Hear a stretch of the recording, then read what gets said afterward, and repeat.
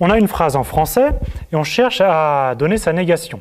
Ce n'est pas forcément un exercice facile juste en lisant la phrase en français.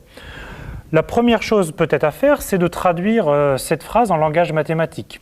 Donc on va être un peu succinct, mais tout habitant, on va appeler petit h les habitants.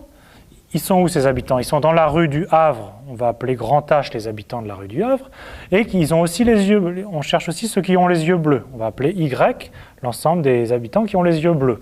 Donc H inter Y, c'est les habitants de la rue du Havre qui ont aussi les yeux bleus. Qu'est-ce qui se passe pour ces habitants?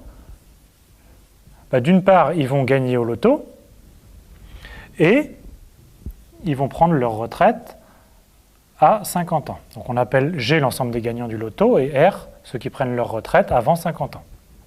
Donc on a plus ou moins formalisé cette phrase logique, et maintenant il devient très facile de donner sa négation. En mathématiques, c'est algorithmique, on remplace pour tout par il existe.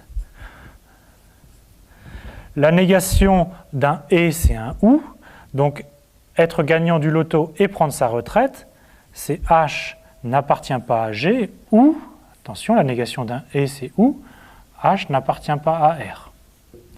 Et maintenant, il n'y a plus qu'à lire la phrase mathématique en français. Il existe un habitant de la rue du Havre et qui a les yeux bleus, qui ne gagnera pas au loto ou ne prendra pas sa retraite avant 50 ans.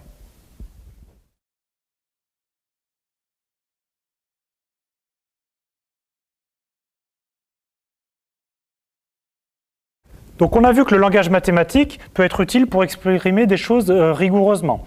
Donc il y a quand même une ambiguïté en français quand on dit « avant 50 ans » qui est levée par les mathématiques. Est-ce que c'est « avant » strictement ou « avant » au sens inférieur ou égal? Donc les mathématiques permettent de faire cette distinction.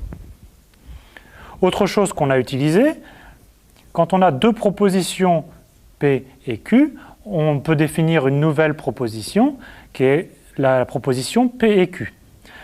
On a eu besoin de la négation. Et la négation de non P et Q, c'est non P ou non Q. De même, si on a P ou Q,